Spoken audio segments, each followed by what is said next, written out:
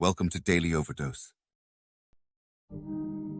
Your excuses will destroy you and take everything that you ever wanted from you if you let them. When your excuses make you feel a little bit better about the fact that you didn't execute on what you needed to execute on, then they can make you feel better, but they're not helping you. They're not helping you at all. Why does discipline equal freedom? Because the more discipline you have in your life, the more freedom you will end up with. So if you lack the discipline to exercise and eat healthy, you will end up being a slave to disease. If you lack the discipline to work hard, save your money, you will end up a slave to finances. If you lack the discipline to manage your time correctly, you will end up with no free time. If you have self-discipline, if you have the discipline to save your money and work hard and invest your money properly, if you have the discipline to manage your time correctly and not waste a bunch of time, if you have the discipline to exercise and eat healthy, you will end up with freedom. If you want freedom in your life, you have to have discipline. Because if you're a kid right now and you're eating Doritos off your belly, I know they taste good and there's some immediate gratification, and I get that. But I'm gonna tell you, it starts right now. Throw that bag of Doritos away. Get rid of it. Go do some push-ups. Go spend $12 at the hardware store and hang up a pull-up bar in your room and start doing pull-ups. And if you can't do one pull-up, hang on that bar. And you're gonna start to get a little bit stronger. You're gonna start to get a little bit healthier. You're gonna start to get more focused. You're gonna start to become more resilient. And you're gonna start to understand the world better. And you're gonna start to progress in every aspect of your life. And you'll see that if you have that kind of discipline right now, you're gonna end up with freedom. Because you're sad, now you're gonna make a bunch of bad decisions because you're sad. No, it doesn't work like that. It doesn't work like that. You're sad, okay. You get emotional sometimes, okay. Got it. Now, get control of your emotions and carry on with your life. And sometimes you're gonna get hit with those waves, and that's okay. No, at a certain point, you say, okay, my emotions are now leading me down the wrong path. I'm in control. I'm not gonna allow my emotions to make my decisions. They're in the calculus. I'm not saying take your emotions out of the calculus, but they have to be one component of your calculus, not the whole equation. You can't pull them out of there or they'll bite you, but you can't make them the overwhelming denominator of everything that you do, or it's going to be problematic.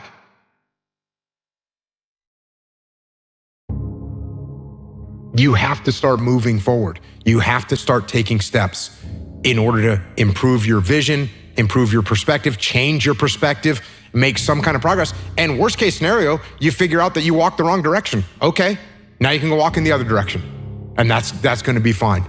But standing there lost and not doing anything is just waiting to die, waiting to starve to death. Don't let that happen. I had to condition people to take action, even in the SEAL teams. Even a young SEAL leader who you would think would be by nature aggressive and an action taker, you put them in a pressure situation where there's not a ton of information and they need to make a decision, they don't want to act either. So one of the things that I would teach was that their default mode was to be aggressive. Their default mode was to take action. I would teach that. Same thing we just discussed. I wouldn't say, hey, look, that means you have to take action, but your default setting should be, I'm gonna do something. Because I'd have a young SEAL officer and there'd be some training mission and there'd be a problem in a building and there'd be a bunch of paintball flying around in there, and he wouldn't want to go solve that problem. He'd back away from that problem. And I would have to go like push him in the back and say, you see that problem over there, you gotta go solve that problem. It's not gonna go away. You gotta be aggressive. That's gotta be your default mode, is to take action and make things happen. Because most human instinct is to wait. Most human instinct is to hesitate. Most human instinct is to let things go longer and stick with the status quo. And that seems to be on the front, the lowest risk in the situation is to not do anything. It usually appears to be the lowest risk. So to train people to, oh, I need to take risk, some level of risk, take action, because in the long run, I say 7 out of 10. 7 out of 10 times, action is better than inaction. If someone was on the extreme end of that disease of excuse and blame and all of those things, is there anything that you could do or you would advise them to do to kind of walk back from that, to get over the other side? Because I think we can all think of people in our lives, and maybe even ourselves at times, who have gotten into a chronic pattern of using excuses and blame as a form of self-defense. Well, unfortunately, what happens a lot, and you may or may not have seen this, but I would assume you've seen this at some point in your life. People, and this is a term, there's a term, it's rock bottom, right? This is a term that we hear for someone that's addicted, someone that's an alcoholic, someone that's physically let themselves go, someone that's put themselves into a situation with their finances or their work or whatever, where they reach rock bottom. But when the excuses all go away and people can actually confront the fact that this is all because of me, and it hurts, but is also unbelievably empowering, because if these problems are because of me, then I'm capable of fixing these problems. So even though extreme ownership hurts and is painful, it's also liberating, because now you have control over your fate and over your destiny, and that is a glorious thing. Are excuses the opposite? Excuses and blame, is that the opposite of extreme ownership? That is the opposite of extreme ownership. Extreme ownership is, this went wrong, this failed, didn't accomplish this, and it's not the fault of my boss, it's not the fault of my girlfriend, it's not the fault of my parents, it's not the fault of the weather, it's my fault. And I'm gonna take ownership of it and I'm gonna fix it. That's what extreme ownership is. And this is a very difficult thing to do because it hurts.